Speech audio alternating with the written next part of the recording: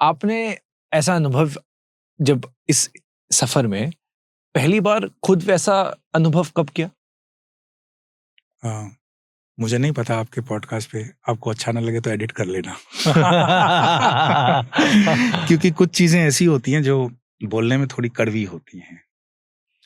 तो हम तो सरफरे आदमी हैं, हमेशा देश के लिए, राष्ट्र के लिए, मानवता के लिए काम करते हैं। तो मैं जब विदेश से भी आया था तो हमारे गुरुजी ने कहा अननोन प्लेस पे जाना, जहाँ तुम्हारी पहचान ना हो, भाषा भी अननोन हो। तो आदिवासी विस्तार के अंदर काम कर रहे थे, तो कन्वर्जन का काम चल रहा था, तो उसमें खुल करके हमने काम किया। तो उस समय जो सरकार चल रही थी यूपीए की, उसके रडार पे आ गए और उन्होंने ट्रैक किया। फिर भागना पड़ा और महामानव हेमंत करकरे हमारे पीछे। उसने एक ही टारगेट बना रखा था, मेरा नाम लिख करके बताया किसी भी तरह से इस आदमी को जिंदा या मुर्दा पकड़ो। तब मैं पहली बार जीवन में हिमालय की शरण में गया। और आपने मेरे वो एपिसोड्स वगैरह में भी देखे होंगे, महाअवतार बाबा वगैरह को, मैं उसे जोड़ करके इस चीज को ज्यादा वो नहीं करूंगा। वो मेरे जीवन के बहुत अनुभव के क्षण है।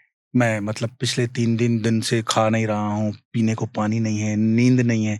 मुझे हर वर्दी वाला इंसान जो दिख रहा है ना, मुखबिर दिख रहा है है ना। तो मतलब पूरा चैन खो गया और एकदम भावले जैसा इंसान। और फिर एक ही बार में पूरी, जिसको कहते हैं ना 100% वो प्रेयर परमात्मा तक पहुंचाना कि ऐसा मैंने तुम्हारा क्या खराब काम किया है। देश का ही तो काम में थे हम लोग, तुम्हारा ही तो काम था, तुम्हारा ही तो आदेश था, गुरु आदेश का पालन कर रहा था, तो तुम नहीं बचाओगे तो कौन बचाएगा। एंड देन वो लाइट उतरती है। एक बार आवाज तो करो, बच्चे के लिए माँ अपना भोजन लाती है, एक बार बच्चा रोने क्रंदन शुरू तो करे। तो आई रिमेम्बर वो ऋषिकेश के उन जब इलाकों में जब मैंने मतलब कुरुंदन से कहा कि बाबा क्या कर रहे हो, and that was experience for me. और फिर उसमें एक मार्गदर्शन भी मिला कि ये समय, ऐसा थोड़ी समय हमारे संघर्ष का नहीं आता, हमारा जीवन में भी संघर्ष होता है। तो वो फिर संघर्ष से निकलने का जो गाइडेंस रहा या जो भी आध्यात्मिक, मुझे लगता है कि जैसे वो सांप के स्किन टूटने वाली होती है ना, निकलने वाली होती है, तो वो भी संघर्ष का समय होता है, उसके लिए एकदम अधमरा सा होता है। याद रखना, जीवन में जब चारों तरफ से निराशा गिर ले और अंधेरा पूरे का पूरा लगे, और अगर आप भगवान में विश्वास करते हो, तो मैं कहता हूं उस क्षण के बाद जो क्षण आएगा ना, वो हाई टाइड है। परमात्मा आपके लिए दोनों हाथ लेकर के आ रहा है। अभी पानी खींच रहा है लो टाइड, बाद में ये हाई टाइड आएगा। But you should have faith, unconditional surrendering. और वो एब्रप्टली नहीं आती है, वो ग्रेजुअल आती है, वो आपको प्रैक्टिस करनी पड़ती है, या तो गुरु कृपा से हो जाए या दैट डिपेंड्स। गिरनार के वो योगी उसी वक्त मिले? नहीं, तो जब मैं तिब्बत वगैरह कर करके निकल के आ गया और यात्राओं में ही रहा। ये उसी समय की बात है? हाँ, मैं बस फिर चलता ही रहा। अच्छा। गिरनार भी रही, नर्मदा जी की यात्रा उस समय की है। और क्योंकि आपके नजदीक से नजदीक इंसान भी आपके इस पक्ष में नहीं रहते हैं, जब आप पर संकट के बादल होते हैं ना, तो आपके अपने भी कन्नी कटवाते हैं। और हम हिंदू लोग तो डरपोक होते ही हैं पैदाशी, है ना। And actually I never wanted to trouble anyone. मुझे संत समाज का उल्टा अच्छा मुझे सहयोग रहा, मेरा गुरु भाइयों का, और इसका बहुत अच्छा रहा। तो ये शायद मेरी लर्निंग थी। हाँ, मैं समझूंगा कि परमात्मा चाहते थे कि ये अभी लर्न कर सकता है। कुछ चीजें हैं ना, जैसे तारों को अगर आपको स्टडी करना हो तो उसके लिए रात का होना जरूरी है, आप दिन में तारों की स्टडी नहीं कर सकते हो। तो जीवन में आप डिटैचमेंट कब डेवलप करोगे, जब आपके ऊपर दुख का पहाड़ टूटे, ये मटेरियलिस्टिक चीजों से आप। तो गिरनार वगैरह की भी मेरी वहीं उस समय की यात्रा है, नर्मदा जी की यात्रा है, भारत के अनेक प्रदेशों की मेरी यात्राएं रही, और उसमें चलते चलते फिर कारावास की भी यात्रा रही। गिरनार में आपको योगी कौन मिले? सी, मैं अगर इंडिविजुअली कहूं कि ये सो एंड सो नाम के योगी होते हैं, एक तो हम लोग नारायण से ही संबोधित करते हैं। जैसे मैं आपके ऑफिस में आया तो मैंने कहा भाई मुझे क्षमा करना, मैं किसी का नाम याद नहीं रख पाऊंगा, हमारे लिए सब नारायण होते हैं, इसीलिए हमारा संबोधन भी नमो नारायण। मतलब वो निरारायण, वो जो सब में बसता है, उसका किसी से कोई लेना देना नहीं, वो सब में है। तो किसी भी आप संत से मिलोगे तो ये तरीका ही नहीं है किसी से। संत से कभी कहते हैं ना, नदियों का स्रोत और ऋषियों का गोत्र नहीं पूछना चाहिए, कि स्वामी जी आपका नाम क्या है, वो नाम आपको शायद बताएगा भी नहीं। नाम से क्या लेना था? जैसे आज स्वामी यो आप मुझे बुलाते हो, यो कोई नाम थोड़ी होता है।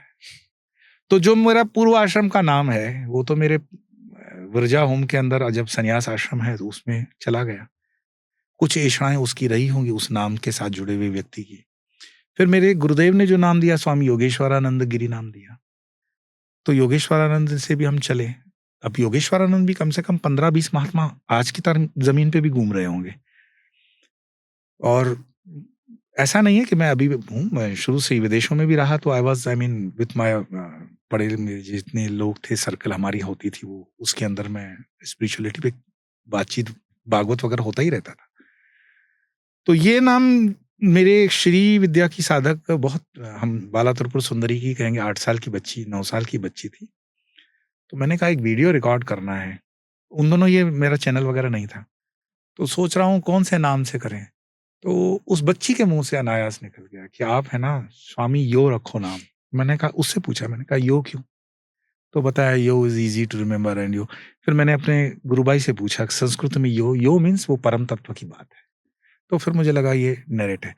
मैं इस पे आ रहा हूँ कि उनके नाम वगैरह जैसे आपने पूछा, तो जब आप चरेवेती इस प्रक्रिया में होते हो तो नमो नारायण करके अभिवादन कर लिया। महाराज जी ने, किसी संत ने अपने नाम से बता दिया तो बता दिया, बाकी दुराग्रह से उनको छेड़ना नहीं चाहिए। मैं कहता हूँ वो अपनी मौज में होते हैं। नाम बहुत बड़ा महत्वपूर्ण नहीं है, नाम का कोई लेना देना भी नहीं होता है। वो तो एक बॉडी को कैरी करने के लिए एक आइडेंटिटी है, जैसे आधार कार्ड आप मानते हो। और मैंने कभी ऐसी जुर्रत भी नहीं की, हिम्मत भी नहीं की, और ना ही मेरा इंटरेस्ट है कि महात्मा जी आपका नाम क्या है। मुझे भी जब कोई नाम यो करके बुलाते तो मैं खुश हो जाता हूँ कि ये मुझे तो नहीं जानता, कम से कम ये वो उस चेहरे को जानता है जो वो सोशल मीडिया का चेहरा है, और जो सोशल मीडिया का चेहरा है वो वास्तव में मैं नहीं हूँ। कई बार सोशल मीडिया पे हमें, मतलब अभी यहाँ बैठा हूँ तो कपड़े वपड़े ठीक ठाक करके बैठने पड़ेंगे। जब हम अपने आश्रम में रहते हैं, अपनी साधना में रहते हैं, तो थोड़ी दुनिया के पैरामीटर से रहते हैं, नहीं रहते हैं। तो ये मौज है, नाम इज नॉट दैट इम्पोर्टेंट। जैसे आपने कहा कि वो अपनी मौज में रहते हैं, ऐसा क्या देखा आपने? उनकी मौज किस तरह की है? मौज तो आपकी तरफ भी हर बार खिली हुई है। अभी भले दिल्ली जैसे शहर में हो, लेकिन अगर आपके घर के बाहर एक साधारण सा पौधा है ना, रियल पौधा, कभी उसमें फुर्सत लगा के देखा है फूल कैसे खिलता है? आप खर्च करके उस पौधे को लाए हो, मनी प्लांट लेते हैं, उसमें नया पत्ता जब लगता है कैसे वो बढ़ता है। उस प्रकृति को, चलती हुई पवन जो चल रही है, जिसे ये पेड़ टहनियां, ये पंछी चहक रहे हैं, कभी उगते हुए सूर्य को देखा है? कोई स्ट्रेस, कोई डिप्रेशन नहीं आ सकता अगर आप अपने जीवन के कुछ क्षण प्रकृति में सिर्फ ऑब्जर्व करने में दे दो। मैं नहीं कहता हूं आप धूप अगरबत्ती करो, आप सूर्योदय देख सकते हो, सुबह में सूर्योदय देख लो, कुछ मत करो, आपको कोई डिप्रेशन नहीं हो सकता, कोई एंजाइटी नहीं हो सकती। हम में से कई लाखों लोग ना तो उदय होते हुए सूर्य को देखते हैं, ना, मैंने कई बार पढ़े लिखे बच्चों से पूछता हूं, बताओ if sun rises from east तो मून कहां से राइज होता है? उसका जवाब नहीं आता। हमने उगता हुआ कभी चंद्र भी नहीं देखा है जीवन में, ठीक है ना? तो ये सब छोटी छोटी चीजें हैं। कभी ध्रुव तारा देखा है, तारों को देखा है, कभी आसमान देखा है। मेरे वलसाड़ के अंदर बेंगलोर से IIT के बहुत बड़ी एक आई थी टीम, उनको पहली बार समुद्र के किनारे मतलब ले गया रात में। मैंने कहा this is my favourite place, और हम लोग तो अनप्रेडिक्टेबल होते हैं, तो थोड़ी रात ज्यादा थी। उन्होंने इतने तारे देखे और वो कहे कि this is first time in our life, और एक एक की उम्र 35-40 साल के ऊपर थी, and they were all big profile. और वो अपने घर फोन करके बता रहे थे, अरे देखो हम लोग तारा देख रहे हैं, वो ऐप डाउन किया, ये कौन सा तारा ये। हमें फुर्सत ही नहीं है लहरों को देखने की, समुद्र को देखने की। हमने बहुत आर्टिफिशियल चीजें अपने घरों में बना करके रखी हुई है।